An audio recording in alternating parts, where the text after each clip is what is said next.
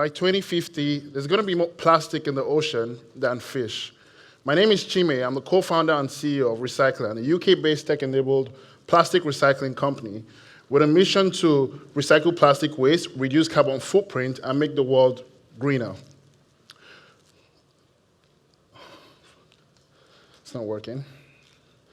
Okay, our vision is to ensure 100% of plastic waste in Africa is recycled, making the world greener, providing income for some of the world's poorest people, and making a profit while doing so. Currently, there's about 6 billion plus of plastic generated that has not been recycled, sitting in landfills and in the oceans.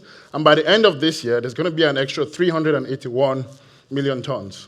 That puts about $3+ trillion worth of recyclable revenue sitting in landfills, and an extra $157.5 billion by the end of the year. In just over 13 months, we've been able to recycle a little over 2,000 tons across our operation in 7 African countries. We've generated a little over $1 million in revenue and reduced carbon footprint by 13.2 billion grams and employed a little over 700 people while doing this. Our business model is straightforward. We drive collection through technology, process and package to customer specification, and export to our markets in Europe, Asia, and North America, while keeping margins at about 40%. We own the collection network driven by technology. Within our team, we have about 30 years experience in managing and selling plastic waste. And having built successful businesses in Africa, we have a good local operating knowledge, and we've built the right political influence and network to succeed in that region. This is a team of very, very amazing people. We're looking to raise $10 million. With this, we plan to set up 150 plastic recovery centers across Africa, and we're looking to generate about 1,000 tons recyclables monthly and grow our revenue from a little over $1 million to $14 million annually.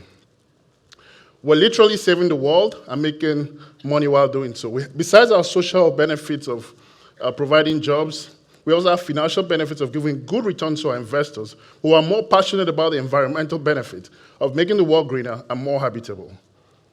And this is in one of our operation centers, a woman sorting waste, a granulator, customers, container, and this is in Istanbul, customer in Istanbul.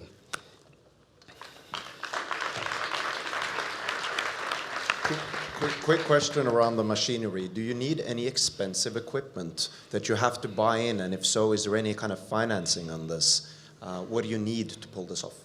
Yeah, our strength is taking advantage of African laborers. We can use $2-3 million equipment to make this work, but we'd rather use 700 people that we pay good money to make it work. And it works. So it's very labor intensive, right? You mentioned that they're using technology to help drive the collection process. Can you elaborate a bit more on that? In Africa, we don't have blue bins for recyclables. People just throw things out. And then we use technology to encourage people to let us know when to come pick up their waste, and then we give them incentives for that. There's a mobile app and tech around that. So you're gamifying that to some extent, or you're incentivizing or gamifying. We're incentivizing, actually. We give them points that you can redeem for food stuff and electronics and all that. I know the statistics from the UK. A lot of the recyclable plastic tends to be mixed waste. So you have to have a lot of intervention to separate the plastic from the non-plastic stuff. Yeah.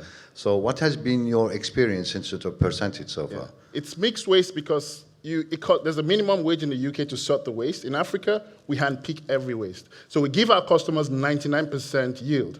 In the UK, you're lucky if you get 60% yield. Yeah. This is in Istanbul. The customer's happy. Just on that, I'm curious, actually. What happens if that process is not done well? Is there any kind of, I don't know much about this space, but is there any kind of quality control, or does it ruin the end product? Well, yeah, of course. If you're looking to buy 100% of this and you get 60%, you're losing 40%. But if we don't do our job well, it's still not as bad as the Western product, 60%. Okay. Worst case we've had is about 85% yield. Any other questions, judges? I was just going to say on the valuation of what you're raising compared to the ARR, is you might end up doing it in 2 rounds, for instance. Just an observation that I made when you're 10 million raising on 1 million in revenues. Just a thought. Yeah, well, right now we've raised $0, and currently we have from 4 customers POs of about $40 million a year. We can't meet that demand, and it's purely cash to pay people to bring us the waste. The waste exists, but we can't pay for it.